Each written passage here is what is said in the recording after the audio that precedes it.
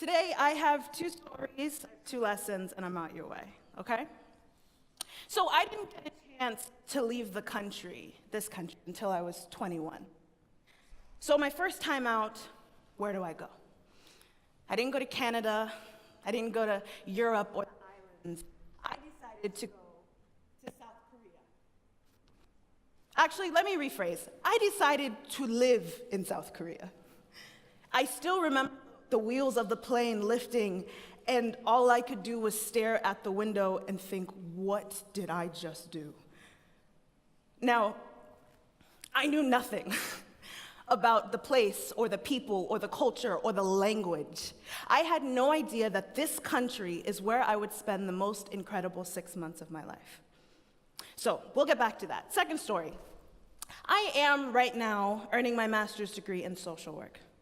So as a part of that, for the last year or so, I've been working at the Berrien County Juvenile Center.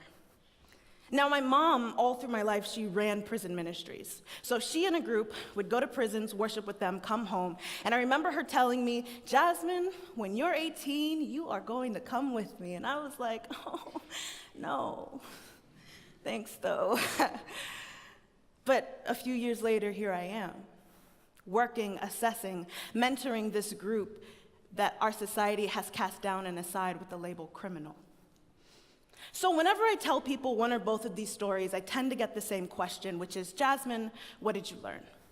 So there's two lessons that I learned in Korea that is further emphasized in the Juvenile Center, and that's what we're gonna talk about today, okay? So first lesson, each one of us has been born within a very specific societal and cultural context, which means that who we are, our perspective, our ideals, and our beliefs are largely made up from the experiences that we've had and the media we've been exposed to. So what does that look like? Well, as an African American living in Korea, there are a lot of things that I had to learn. And as I'm interacting with people, I quickly realized that because of our very different contexts, in this case cultural, there were some stark ignorances that we had to work out. Example, in Korea, I was an English teacher. So I'm walking into my very first class full of all kids, and I'm nervous, and I'm trying to be upbeat, so I walk in, and I'm like, good morning, everyone. I'm your teacher. My name's Jasmin, and I'm from, and before I can finish, the entire class goes, Africa! And I was like, oh, no, I'm from America. A little boy's hand shoots up. He goes, teacher, is Barack Obama your brother? Okay. So it took me some time to adjust, but not even a month later, I'm walking in a really crowded shopping district in Seoul, right? And there's people everywhere, and the Korean friend I was there with, she stops and she goes, wow, Jasmin, there's a lot of Chinese people here. And so I look around without thinking, and I go, really? Where are they? And she just stares at me. And immediately I'm so embarrassed because I just admitted to my ignorant eyes, everyone looked the same. But that was our context.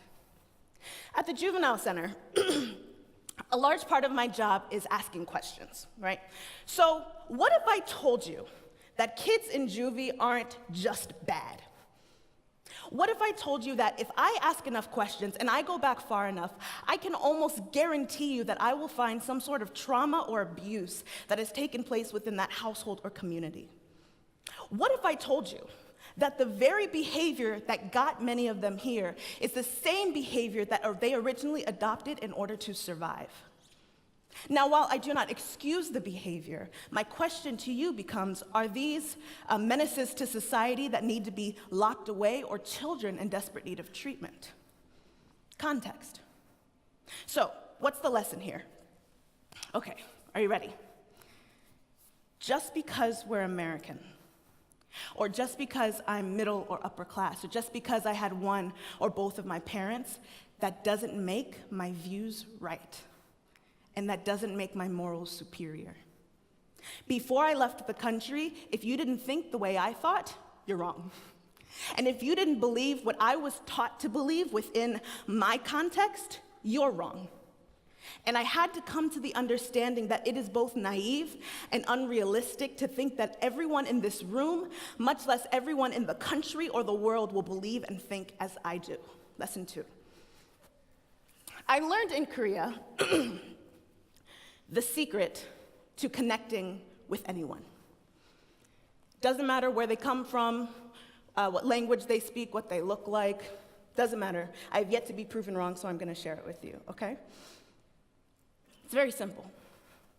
If you take a genuine interest in someone else's experience or perspective without trying to prove them wrong, you will be embraced. When I was in Korea, I didn't have to spend all of my money. I didn't have to do a grand gesture to prove my loyalty. All I did was care. I asked questions. I tried to learn the language. I tried to partake in cultural norms, like giving up my seat on a subway for an older woman or serving my elders before I ate myself. And the response? I have friends in Korea that I talked to yesterday.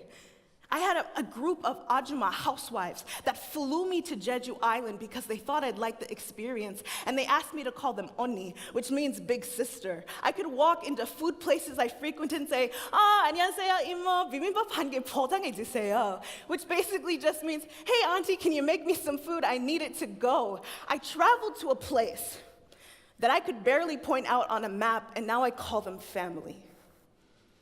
At the juvenile center, don't let the fancy titles fool you.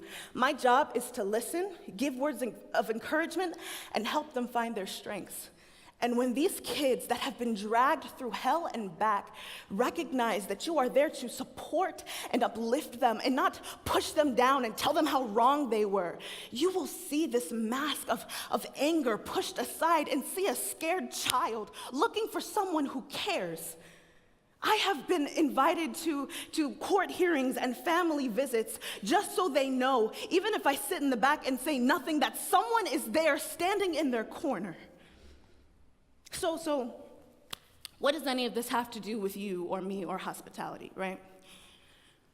I want you to remember how diverse this campus is and how diverse this country is. With every step that you take, you will find people that do not walk like you, that do not talk like you, that do not reason like you reason, whose perspective will not line up with yours no matter how hard you try. But here's the challenge. Can you remove yourself from your context?